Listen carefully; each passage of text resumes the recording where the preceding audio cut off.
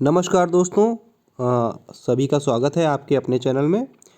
जैसा कि आप लोग जानते हैं कि कल मैं कोई वीडियो अपलोड नहीं कर पाया था, उसके पीछे का कारण ये था कि कल एग्ज़ाम में बहुत ड्यूटी थी और काम भी था। सीबीएसई के एग्ज़ाम चल रहे हैं, आप सभी को मालूम है, और बहुत ही जो बिज़ी दिनचर्या है इस समय वो है।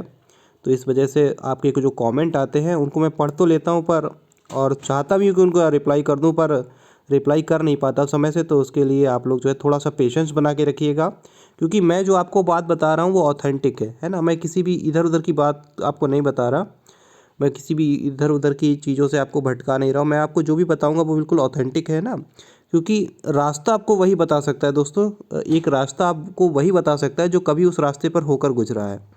वो व्यक्ति कभी आपको रास्ता नहीं बता सकता जो कभी उस रास्ते पर गया ही नहीं, है ना। तो जो गुजरा हुआ है उस रास्ते से, उससे ही पता पूछिए, तो आप ज़्यादा फ़ायदे में रहेंगे और सही जगह पर अपनी मंजिल पर पहुँचेंगे। आज का हमारा जो टॉपिक है, कई लोग मुझसे कमेंट बॉक्स में पूछ रहे थे, फ़ोन भी आया मेरे पास कि सर इंग्लिश नहीं आती है, क्या करें।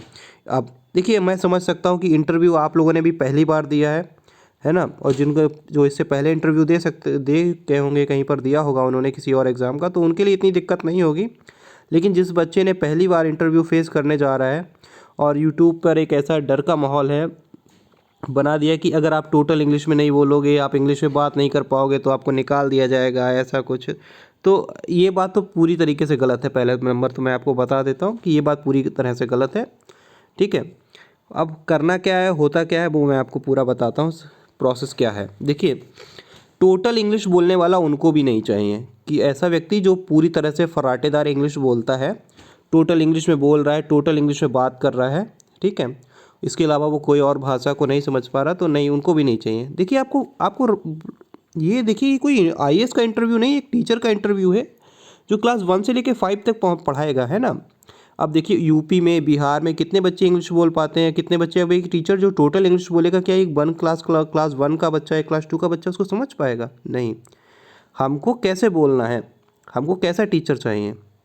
हमको एक ऐसा टीचर चाहिए जो हर लैंग्वेज में बोल पाए, मतलब वो इंग्लिश में भी उतना ही परफेक्ट हो जितना वो हिंदी में हो, मतलब उसे दोनों भाषा का ज्ञान हो, और अगर कोई क्षेत्रीय भाषा है तो उसको वो भी आती हो, है ना।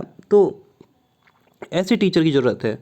ऐसे टीचर की ज़रूरत नहीं है जो केवल इंग्लिश में फर्राटेदार बोल रहा है, ठीक है। और फर्राटेदार इंग्लिश वाली टीचर यहाँ चाहिए भी नहीं है, समझिए। फिर भी आपको करना क्या है, मैं जानता हूँ आपके सामने समस्या क्या है। आपके सामने सिर्फ एक समस्या है।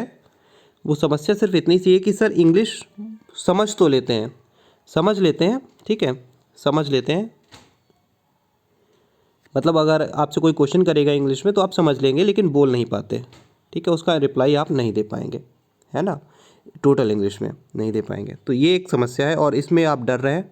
देखिए, इंटरव्यू के लिए आपको क्या करना है, सबसे पहला काम, ये जो बुक्स दिखा रहा हूँ ना मैं, ये मैंने पहले भी दिखाई थी इस वीडियो में भी। देखिए, ये हिंदी की किताब है, ये आपको हिंदी में ही पढ़ानी है। ये इंग्लिश की किताब है, इंग्लिश तो टोटल इंग्लिश में पढ़ानी होगी। और ये मैथ्स है, इसमें आप हिंदी और इंग्लिश मिक्स करके बोल सकते हैं, ठीक है। ये स्टैंडर्ड तरीका है इनको पढ़ाने का। करना क्या है, आप जिन टर्म्स को, जिन वर्ड को हिंदी में बोलते हैं ना, जैसे हम लोग अगर हिंदी में बोलते हैं घन मैथ में, और इंग्लिश में उसको क्यूब बोला जाता है, उसको क्यूब बोला जाता है ना, क्यूब बोलते हैं। तो आप ऐसा करो कि जो भी वर्ड्स आप हिंदी में बोलते हो उनको इंग्लिश में बोलना स्टार्ट करो, उनको इंग्लिश में लिख लो, देख लो उनको इंग्लिश में क्या कहते हैं।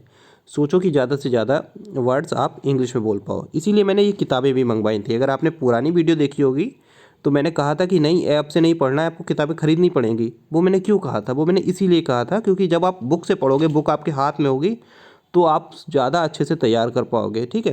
कुछ शब्द ऐसे हैं जिनको आप, जैसे आप पढ़ते हो वर्ग, है ना, लेकिन इंग्लिश में पढ़ा जाता है स्क्वायर, तो आप इसको स्क्वायर बोलना स्टार्ट कर दो, ठीक है। स्क्वायर का पैरामीटर, स्क्वायर का ये रेक्टेंगल, और इस तरीके से, मतलब जितने भी आप जो हैं वर्ड आप इंग्लिश में बोल सकते हो वो बोलो, ठीक है।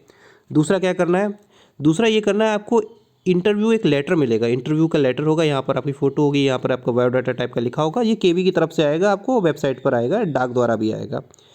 इस लेटर में, ठीक है, इस लेटर में के अकॉर्डिंग जितने भी क्वेश्चन बनेंगे, इसमें आपका लिखा होगा थोड़ा सा, मतलब इंट्रोडक्शन टाइप का। ये इंट्रोडक्शन आप इंग्लिश में तैयार कर लो, ठीक है। इंग्लिश में भी तैयार कर लो और हिंदी में तो आपको तैयार होगा। जैसे आप चेयर पर बैठोगे जाकर, तो वो आपसे पूछेंगे कि ये अपना इंट्रोडक्शन दीजिए, ठीक है, तो आप अपना इंट्रोडक्शन देना स्टार्ट करोगे कि मेरा नाम रवि है और मैंने यहाँ से पढ़ा है, ये पढ़ा है। ठीक है, हो सकता है वो आपसे ये कह दें कि चलिए अपना इंट्रोडक्शन इंग्लिश में देकर दिखाइए। ठीक है, इंग्लिश में बोलिए, तो उस चीज़ को आप लिख लीजिए, उसको याद कर लीजिए। आप थोड़ा सा इंट्रोडक्शन 10 लाइनों का तो याद कर सकते हैं, 5 से 10 लाइनों का, कि मेरा नाम my name is Ravi and I, और इस तरह से कि मैंने कहाँ से अपना ग्रेजुएशन किया है, क्या से कहाँ कब सी टेट क्वालिफाई किया था। ठीक है, तो ये 2-4 लाइनें जो हैं आप याद कर सकते हो। बाकी का क्या करना है, इन बुक्स को देखो, जिन शब्द को आप अच्छे से बोल सकते हो, मतलब जितने ज़्यादा टर्म हैं उनको इंग्लिश में बोल सकते हो, उनको इंग्लिश में बोलना स्टार्ट करिए। अच्छा, तीसरी चीज़ क्या करनी है, थर्ड पॉइंट, ये थर्ड पॉइंट है जो मैं बताने जा रहा हूँ। थर्ड पॉइंट क्या है कि कुछ शब्द ऐसे होते हैं, कुछ सेंटेंस ऐसे होते हैं जो टीचिंग में यूज़ होते हैं, है ना। जैसे एक सेंटेंस है, डोंट मेक अ नॉइस। ठीक है, ये हम लोग बहुत यूज़ करते हैं, डोंट मेक अ नॉइस, शोर मत मचाओ। अब इसको हिंदी में बोलते हैं शोर मत मचाओ, इंग्लिश में बोलेंगे डोंट मेक अ नॉइस। इसको कोई और यूज़ नहीं करेगा, सिर्फ एक टीचर यूज़ करेगा, है ना। टीचर के अलावा थोड़ी ना कोई इसको बोलता है, रेलवे स्टेशन पे थोड़ी ना कोई सेंटेंस को बोलता है ना। या रोड पे इस पे थोड़ी ना कोई सेंटेंस को बोलेगा डोंट मेक अ नॉइज़, ये हम लोग बोलते हैं, ये हमारी टीचिंग लैंग्वेज में यूज़ होता है। जैसे कीप साइलेंस, है ना, है। और जैसे बोलेंगे अगर कोई पोएम स्टार्ट करने वाले हैं तो बोलेंगे लेट स्टार्ट अ पोएम। तो ये सारी चीज़ें आप इनको मतलब ये जो सेंटेंस है जो आप अपनी टीचिंग में यूज़ कर रहे हो, इनको आप लिख लो कहीं पर, इनको याद कर लो। ज़्यादा से ज़्यादा इंग्लिश के शब्द आप अगर अपनी इंग्लिश में अपने टीचिंग में यूज़ करोगे तो वो अच्छी लगेगा, है ना।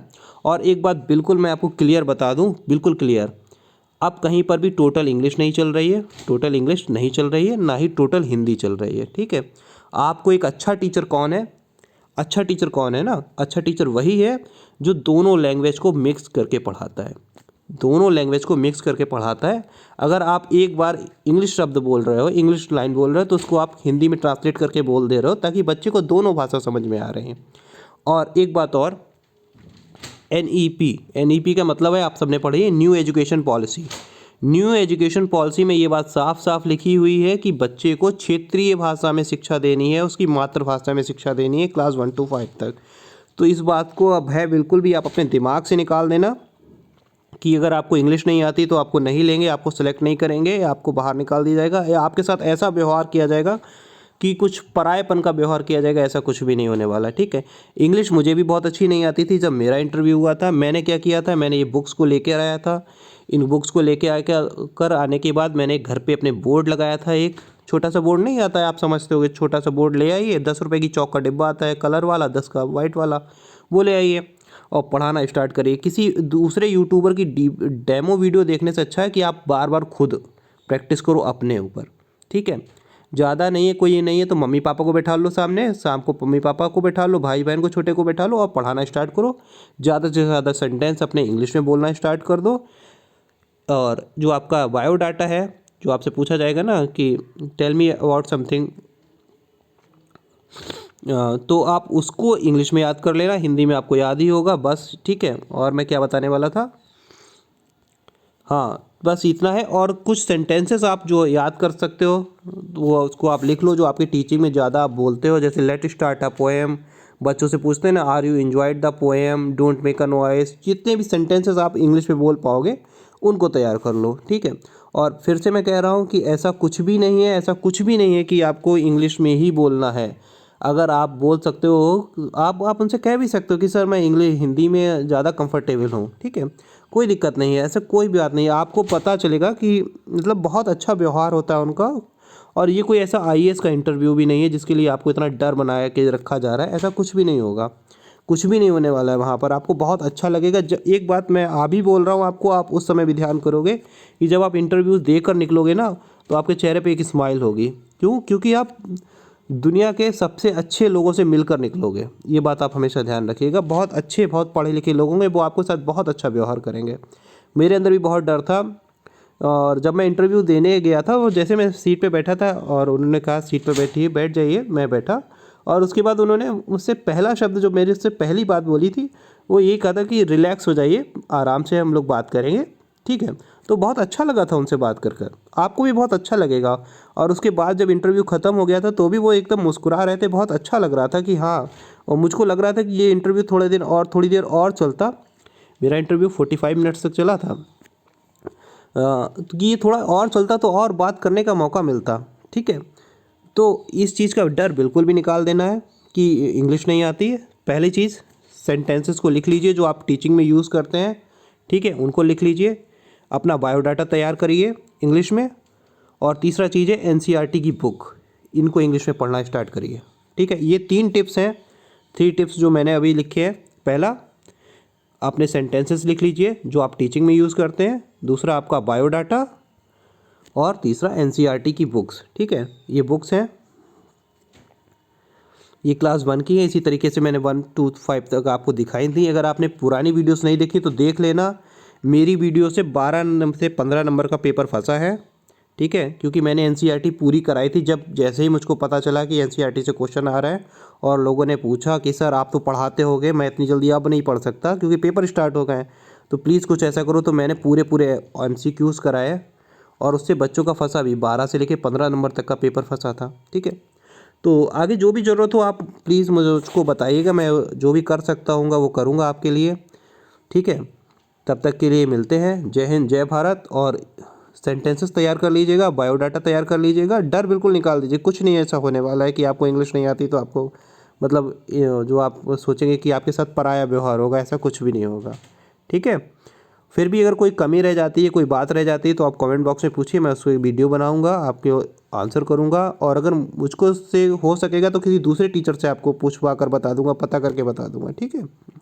कोई ऐसी बात नहीं है। आप बहुत अच्छे संगठन में आने वाले हो, बहुत अच्छे परिवार का एक हिस्सा बनने वाले हो। वो आपके साथ कभी भी ऐसा व्यवहार नहीं करेंगे कि मतलब आपको दुख होगा, ऐसा मैं गारंटेड कह सकता हूँ, क्योंकि ऐसा उन्होंने कभी किसी के साथ किया नहीं है। बहुत अच्छे, बहुत पढ़े लिखे, बहुत सभ्य समाज के लोग हैं ना।